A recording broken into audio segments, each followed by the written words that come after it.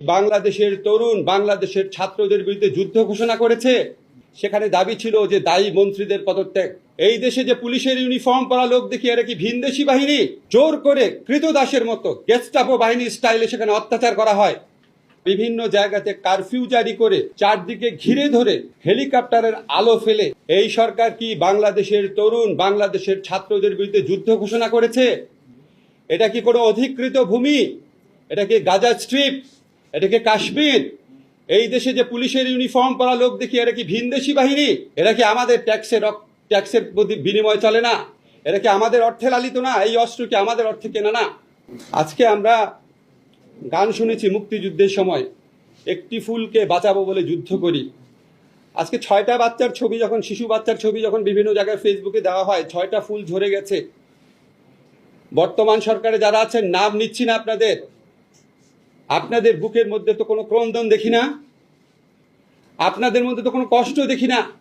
সারাক্ষণ স্থাপনা স্থাপনা স্থাপনার জন্য কষ্ট। এটা তো আমাদের টাকায় করা।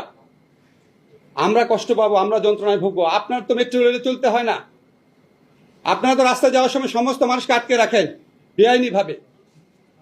আজকে এই 6টা ফুল যে ঝরে গেছে, আজকে যে 19টা অপ্রাপ্ত বয়স্ক মানুষ মারা গেছে, আজকে 21 জনকে বেওয়ারিশ লাশ হিসেবে দাফন করা হয়েছে। আজকে কালকে দেখলাম একটা মাকে ভিডিওতে রাস্তার মধ্যে কাঁদতে কাঁদতে আছড়ে পড়ছে যে আমার ছেলেটা কোনো আন্দোলনে ছিল না, বাজার করতে গেছে, তাকে গ্রেফতার করা হয়েছে। এই সরকার কি সমস্ত তরুণ কিশোরদেরকে গ্রেফতার করবে? আপনারা যে লক্ষ লক্ষ তরুণ কিশোর ছাত্রের বিরুদ্ধে দাঁড়িয়েছেন, তাদের অভিভাবক আছে, তাদের পরিবার আছে, তাদের সমব্যথী মানুষ আছে। 71 সনের যুদ্ধে আমরা প্রমাণ করেছি, বাংলাদেশের হৃদয়ে গুলি করা হলে বাংলাদেশের প্রতিটা ঘর সেই যুদ্ধে যোগ দেয়। আজকে প্রতিটা ঘর থেকে ক্ষোভ, প্রতিটা ঘর থেকে সেই প্রতিরোধের আহ্বান।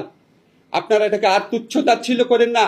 কেন আন্দোলন হচ্ছে এগুলি বলে জাতির সাথে ঠাট্টা মশকরা করেন না। আন্দোলন হচ্ছে হত্যাকারীর বিচারের দাবিতে, আন্দোলন হচ্ছে গণরুম কেন্দ্রিক যে টর্চার সেল। পৃথিবীতে কোনো বিশ্ববিদ্যালয় আছে নাকি, চ্যালেঞ্জ করলাম, পৃথিবীতে কোনো বিশ্ববিদ্যালয় আছে নাকি যে বিশ্ববিদ্যালয়ের প্রতিটা ছাত্রাবাস টর্চার সেল রয়েছে? সেই টর্চার সেলের ছাত্রদের মৃত্যুর খবর আপনারা পেয়েছেন। জোর করে কৃতদাসের মতো গেস্টাপো বাহিনী স্টাইলে সেখানে অত্যাচার করা হয়। এগুলি তো মিথ্যা কথা না, দিনের পর দিন পত্রিকাতে এসেছে। আজকে সেই গণরুম কেন্দ্রিক নির্যাতনের অবসান চেয়েছে ছাত্ররা। কেন আন্দোলন বুঝতে পারেন না? যেই উপাচার্য প্রক্টররা তাদের প্রতিরোধ করতে, তাদের প্রতিরক্ষা দিতে ব্যর্থ হয়েছে, জাহাঙ্গীরনগরে গেট লাগিয়ে দিয়েছে, এগুলো তো নতুন ঘটনা না। আজকে তাদের পদত্যাগের দাবি আসছে। শিক্ষার্থীদের অরিজিনাল যে দাবি ছিল 9 দফা, যেটা আমরা বিশ্বাস করি জোর করে চেঞ্জ করে দেওয়া হয়েছে, সেখানে দাবি ছিল যে দায়ী মন্ত্রীদের পদত্যাগ। আজকে এই দেশের তরুণ কিশোরদের বিরুদ্ধে 70-80 বছরের বৃদ্ধ গতায়ু প্রজন্মের মন্ত্রীরা তাদের বিরুদ্ধে ছাত্রদেরকে লেলিয়ে দিচ্ছে।